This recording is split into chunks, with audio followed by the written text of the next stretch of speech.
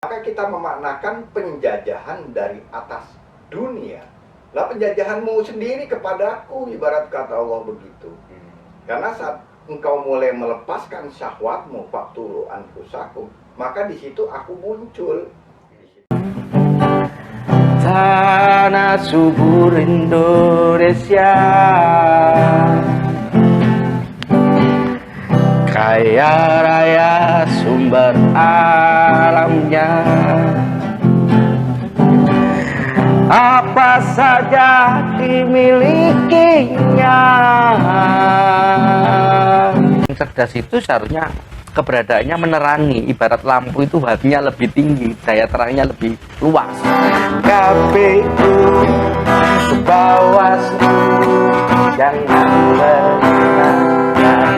jadi hilang. Jadi artinya ketika sudah mulai itu masuk ke bilik suara, ketika dia nusuk, kemudian pikirannya adalah, oh saya tergantung sama orang lain.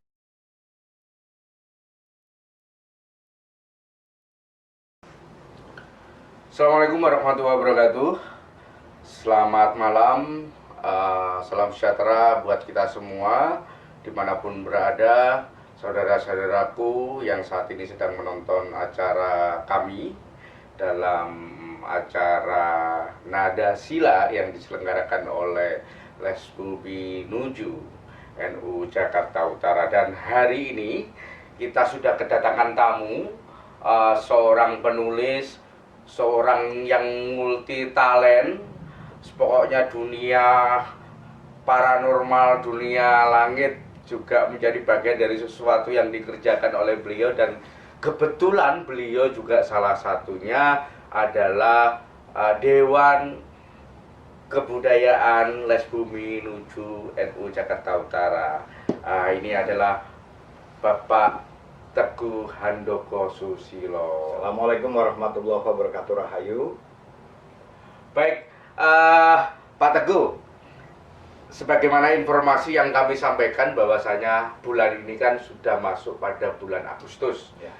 Artinya Agustus itu selalu identik dengan peristiwa yang namanya kemerdekaan. Tentu kemerdekaan juga tidak terjadi tiba-tiba. Dan itu adalah bagian dari akibat dari sebuah proses kristalisasi, perjuangan, kesatuannya, tenaga, ilmu, harta, semangat, doa, dan potensi apa saja yang saya kira juga menjadi bagian dari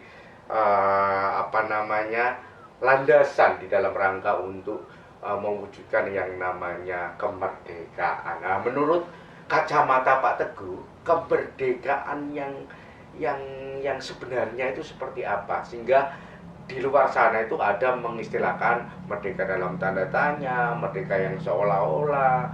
Menurut kacamata Pak Teguh bagaimana? Ya, sebetulnya manusia melihat apapun di tengah kehendaknya. Kalau kita bicarakan tentang merdeka, sebetulnya Sang Mahardika itu sendiri ialah Allah itu sendiri.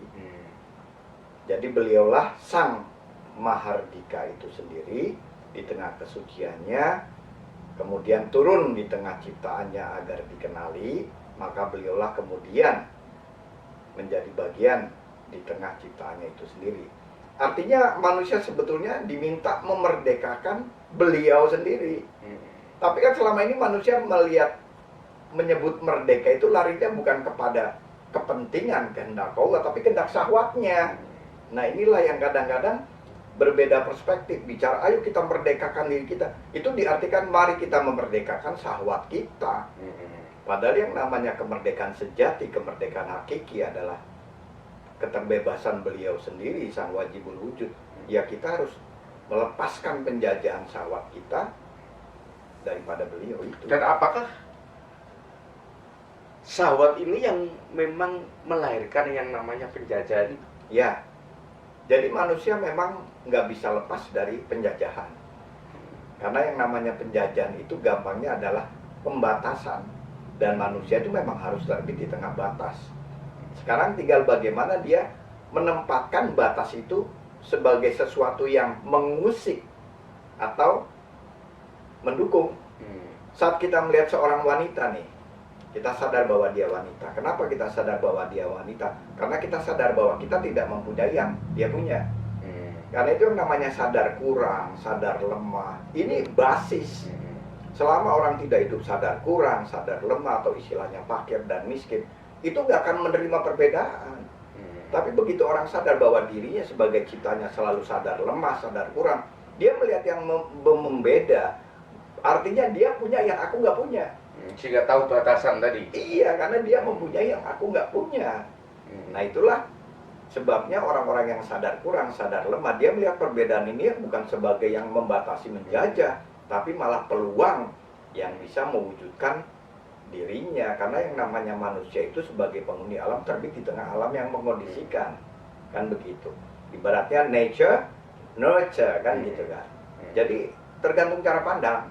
Nah, menurut kacamata Pak Teguh, kalau dalam bunyi teks proklamasi itu kan apa namanya, penjajahan di atas dunia harus dihapuskan. Nah, dalam bingkai kacamata menurut pandangan Bhinneka Tunggal Ika gimana betul?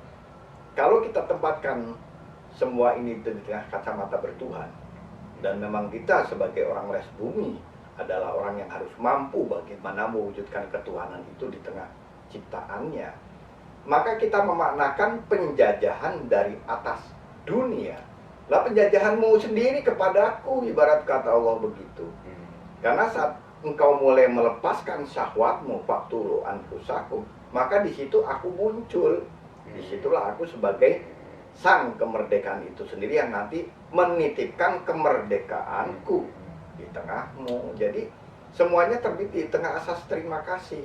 Kita menyadari dulu bahwa yang namanya perbedaan bukanlah sesuatu yang menjajah, tapi adalah peluang untuk mewujudkan diri kita. Nah di situ artinya kita melepaskan penjajahan dari muka bumi. Iya, dari diri sendiri. Dari diri sendiri. Artinya membersihkan tadi adalah sebagai sarana atau syarat di dalam rangka untuk menghadirkan keberadaannya biar tidak selalu dikuasai oleh sahabat-sahabat tadi. Iya. Maka kuncinya ini membersihkan ya. Membersihkan melepaskan kehendak. penjajahan-penjajahan melepaskan kehendak syahwati yang mengendalikan lampu hidup kegelapan itu. Minazulumat ilan nur. Kau sadar dulu bahwa Allah terjajah di tengah syahwatmu Bani Adam. Kau rela. Begitu. Begitu kira-kira. Nah, dalam konteks persoalan kebangsaan ini Pak Teguh, istilah 17 dan 71 itu sering muncul dalam sebuah kata-kata yang kemudian memanakan satu tujuan satu. Apakah ini juga terkorelasi bahwasanya tujuan satu atau satu tujuan ini menurut kacamata Pak Teguh? Yang namanya zulumat disebut zulumat jika terbit di tengah nur, disebut nur jika terbit di tengah zulumat. Makanya minan nur ila zulumat, minan zulumat ila nur, dari 1 ke 7, dari 7 ke 1. Itulah asas abadi di mana melahirkan, meniadakan dan sebagainya. Nah, kalau kita bicara tentang satu itu nggak ada. Dulu pernah dibicarakan bahwa manusia nggak bisa. Coba bayangan satu itu apa? Nanti yang muncul angka 1, buah 1, apel 1. Artinya bukan satu itu sendiri, tapi satu bersama wadahnya. Angka, nah ini kan wadah. Apel 1, ini wadah. Artinya saat kita membicarakan satu, nggak ada yang bisa memahami satu kecuali di tengah wadahnya. Inilah disebut kesatuan. Nah, jika wadahnya ini disandarkan dengan sebutan alam, maka Allah mempunyai banyak lapisan atau dimensi alam. Kalau dalam martabat 7 disederhanakan menjadi 7 kan begitu kan. Maka yang 7 alam inilah yang nanti menjadi penghantar atau pijak bagi terbitnya satu itu sendiri. Karena satu itu harus terbit di tengah wadahnya sebagai kesatuan. Yang berlapis 7 itu. Yang 7 itu yang nanti membuka lapis demi lapis, lapis demi lapis, sampai akhirnya saat tiada lapis ya kau juga kehilangan dirimu. Karena kau bisa memahamiku di tengah gelapmu. Gitu. Nah ini Pak Teguh, saya mau tanya ini kiat-kiat dalam rangka, artinya konteks perjuangan ini kan juga bukan hanya berlaku kepada diri keluar melihat konteks bangsanya, tapi juga bagaimana melakukan perjuangan sebagaimana disinggung tadi, melawan musuh yang ada dari dalam diri sendiri. Nah ini trik-trik yang memang biasa dilakukan oleh para pendahulu dan itu cenderung efektif, ada nggak resep-resep itu Pak? Ada. Jadi dulu para pendahulu kita itu mereka memahami falsafah Linggayomi. Dengan kata lain falsafah Bhinneka Tunggal Ika. Dengan kata lain falsafah tauhid. Karena tauhid artinya kesatuan. Dan mereka tahu bahwa yang namanya penghuni alam itu wujud di tengah alam. Mereka dia fokus kepada alam bukan kepada diri. Mereka membina alam, membina dia menjaga, memelihara, membangun lingkungan alam, lingkungan kemanusiaan, hablum minal alam, hablum minan nas. Dari situ mereka menemukan diri. Nah, itulah yang menjadi pijak semangat mereka dalam berkehidupan. Makanya kan tata krama orang-orang dulu mementingkan tamu, mementingkan yang lain, mementingkan yang lemah. Karena itu yang sekarang punah. Orang menempatkan bahwa yang namanya kemerdekaan itu aku, gak bisa. Aku terbit di tengah alamku. Merdekakan alammu, lingkunganmu, wargamu dari sampah, dari kotoran, baik kotoran manusia maupun kotoran alam itu. Dari situ kau terbit kemanusiaanmu. Itulah lepas dari penjajahan. Begitu. Atau mungkin cara pandangnya begini, bukankah representasi kebaikan yang dimiliki oleh seseorang itu juga harus berdampak kepada lingkungannya, kepada alamnya, sehingga ini memang lahir dari jiwa yang kemudian dilahirkan dalam sebuah tindakan yang nyata. Sebagaimana tadi harus memanusiakan manusia ketika ada tamu, bagaimana kemudian manusia berbaik-baik pada alam, karena alamlah yang telah memberikan rahmat, alamlah yang menjadi sarana orang kenal dengan dirinya, sehingga orang punya kesempatan untuk kenal Tuhannya. Nah, kira-kira apa sih Pak Teguh yang menyebabkan kondisi ini kok tiba-tiba habumina alam ini kok nggak sama sekali nggak dipedulikan? Nah, ini kan prosesnya sudah cukup lama begitu ya. Jadi begitu momen kemerdekaan telah terjadi 17 Agustus 45, berikutnya ini tidak ada pewarisan nilai-nilai luhur itu di tengah kita. Akhirnya yang namanya ajaran kesatuan itu tidak muncul secara sistematis di tengah bangsa, entah itu dalam bentuk pendidikan formal dan sebagainya. Akhirnya bangsa ini lengah bahwa yang namanya memerdekakan diri dimulai dari memerdekakan alammu sendiri. Kalau lingkunganmu rusuh, kamu pun ikut kena imbas. Lingkunganmu kotor, kau pun kena imbas. Penyakit bermunculan. Nah, nyamuk. jadi benar. Jadi yang namanya memerdekakan diri, merdekakan alammu dulu, pijakmu, yonimu. Baru kau juga terbit di tengah kenyamanan itu. Jadi berbuat baik itu seperti itu. Utamakan alam dulu, lingkungan dulu. Sebagai bagian dari wujud berbalas kasih itu ya. Terima kasih. Karena ada yang diterima sehingga kita jangan lupa untuk berbalas kasih tadi gitu kira-kira. Ya, kita kan hidup di tengah fasilitas alam. Wa ma arsalnaka illa rahmatan lil alamin. Tiadalah kau diutus melainkan sebagai rahmat, memberi juga menyayang, mendidik. Rahman Rahim itu kalau digabung jadi rahmat. Isinya menjaga, memelihara, membangun bagi alammu. Karena kau juga berpijak di tengah alam. Mbok ya terima kasihmu, syukurmu mana? La in syakartum, kalau kau pandang berterima kasih pada alam, la azidanakum, kau akan memperoleh karunia dariku melalui alam lingkunganmu yang bersih, yang nyaman. Wala in kafartum, kalau kau merusak alammu sendiri, inna azabi, awas, azabku sangat pedih. Nah, ini bahasa ini kan teledor, hablum minal alam. Segala sesuatu berangkat dari perbuatannya ya. Iya, kepada bagus atau yang tidak bagus juga akan punya konsekuensi tersendiri. Iya, kira gitu. Alam nanti menagih apa yang telah kau tulis di tengah ragaku. Apakah tulisan terang? Allah itu sendiri terangnya apa? Gelapmu.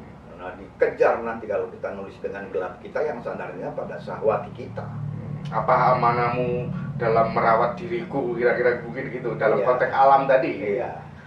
Karena alam ialah manifestasi daripada diri. Allah itu sendiri. Diri dengan aku. Begitu. Padahal alam itu kan juga membawa kalam Pak Teguh, membawa ayat-ayat yang tergelam bahasanya, yang kemudian kita juga bisa belajar tentang bagaimana pohon dengan filsafatnya, sungai, air mengalir, meresap, dari atas turun ke bawah, konteks atas ke bawah ini apa, juga banyak istilah-istilah filosofis alam yang terutama juga dibawa oleh air, misalnya ada istilah tiba, mendekat ke sumur, pokoknya banyak lah.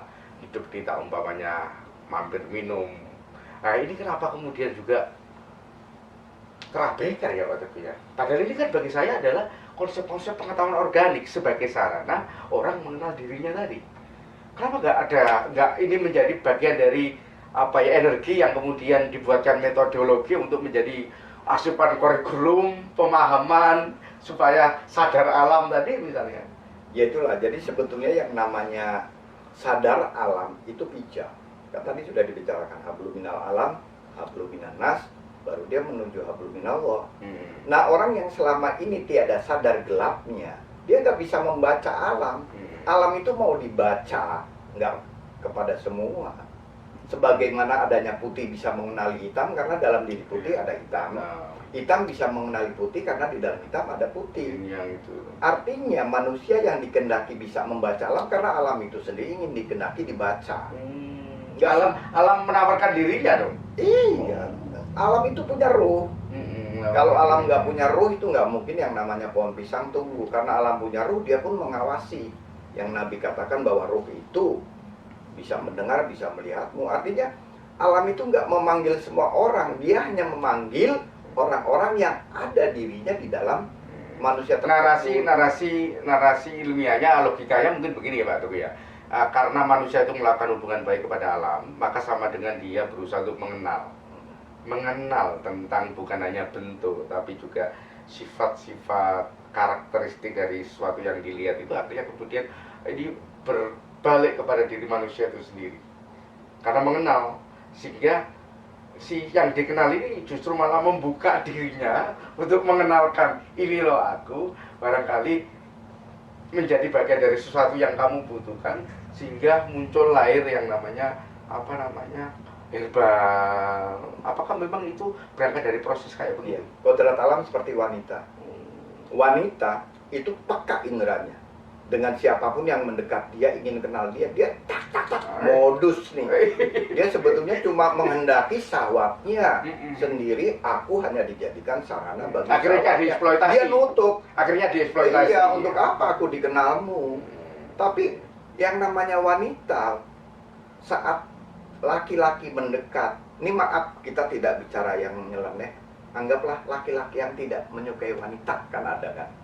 Ini wanita merasa tenang, kau tidak mungkin merampokku, kan begitu.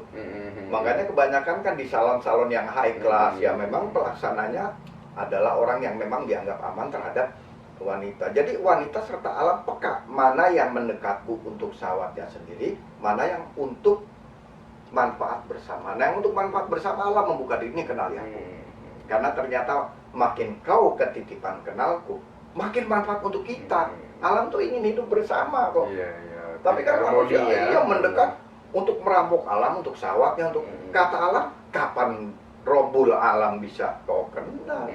Oh ini cuma ketitipan kemahardikaannya sang Robul alam yang harus dilepas dari penjajahan syahwat. Yang berjalan justru malah syahwat mengembang pada kerakusan, eksploitasi besar-besaran. Kapan Allah dikenal kalau kayak gitu? Padahal disuruh untuk rahmatan lil alamin, yang membawa rahmat ya alam. Betul. Ini gimana hidupnya kayak apa? Makanya.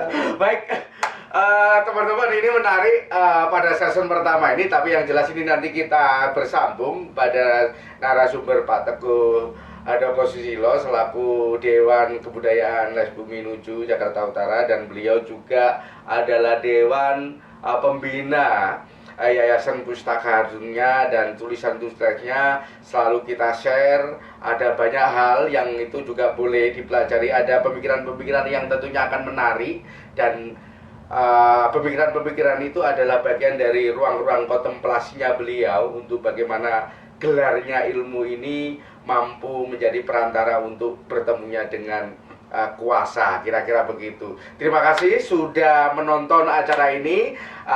Sampai jumpa. Saya akhiri.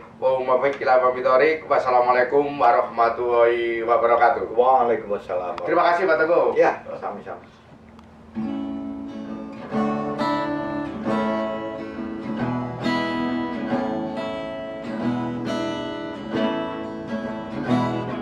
yang terdiam seperti batu, yang menyala seperti lampu, yang mengalir seperti air, yang berputar seperti waktu. Untukmu negeri, kami berjanji. Untukmu negeri, kami berbakti.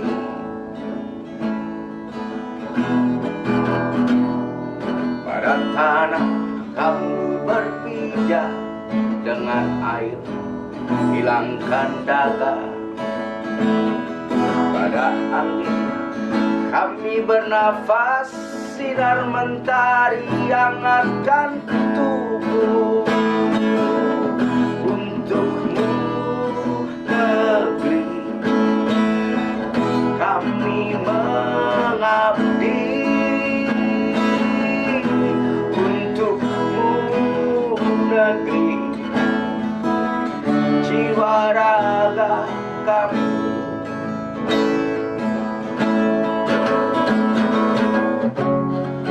Kau yang terlupakan, agraris dan maritim, dua potensi alam yang ditelantarkan. Bukankah dari sana segala modal bermula?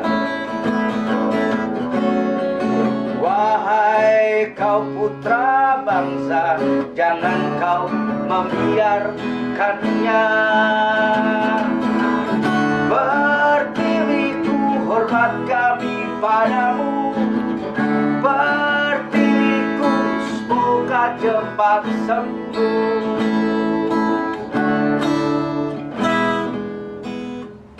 Terkadang kita seperti batu, diam melulu, nggak mau tahu dengan apapun bentuk peristiwanya, kejadiannya, apa itu ketimpangan, ketidakadilan, keserakahan. Pokoknya kita nggak mau tahu karena kita batu. Di sisi lain, terkadang kita seperti air yang mengalir, terserah kemana arus membawa pergi. Namun jangan lupa, arus itu tentunya akan ikut rute, dan rute itu ada yang membuatnya, termasuk kondisi bangsa kita ini tiba-tiba menjadi semacam ini.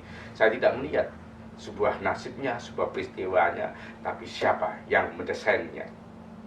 Begitu pula kita terkadang seperti lampu, menyala, menerangi, merubah gelap remang menjadi terang, yang tidak tahu menjadi tahu, yang belum mengerti menjadi mengerti. Karena kita adalah bagian dari cahaya itu yang selalu bersinar, yang selalu bercahaya dimanapun berada. Meskipun kadang-kadang kita jadi lilin, sekali-kali menjadi matahari. Terkadang kita seperti udara, siapa saja berhak menghirupnya. Karena kita memang menjadi bagian dari mereka. Karena aku, kita adalah mereka. Aku adalah kamu, aku adalah dia, aku adalah kalian, aku adalah semuanya. Mudah-mudahan dari lagu yang kami sampaikan atau dialog yang kami lakukan dengan salah satu narasumber, Bapak Teguh Handoko Susilo selaku penulis buku pengantar falsafah Bhinneka Tunggal Ika, ada sesuatu yang bisa dipetik, diambil hikmahnya, menjadi bagian dari asupan untuk membesar jiwa, memperbesar daya nalar kita, sehingga kita memang menjadi bagian dari manusia-manusia yang dikendakinya, manusia-manusia yang berpegang pada amanah, manusia-manusia yang memang juga bisa memancarkan apa itu yang namanya rahmatan lil alamin, bukan hanya demi keumatan, bukan hanya demi golongan, tapi demi semua makhluknya. Karena keadilan sosial bagi seluruh rakyat Indonesia tentunya punya jalan panjang untuk membangun keadilan sosial bagi seluruh makhluknya. Terima kasih sudah menonton acara ini. Mudah-mudahan ada manfaat, dan saksikan pada season berikutnya akan hadir narasumber-narasumber yang akan kita minta untuk memberikan satu konsepsi pemikirannya dalam melihat persoalan bangsa, persoalan kebudayaan, persoalan apapun yang memang itu menjadi bagian dari sarana kita untuk bisa menjadi paham, untuk bisa menjadi mengerti, dan untuk bisa menjadi lebih tahu diri. Terima kasih, saya kiri. Wassalamualaikum warahmatullahi wabarakatuh. Sampai jumpa.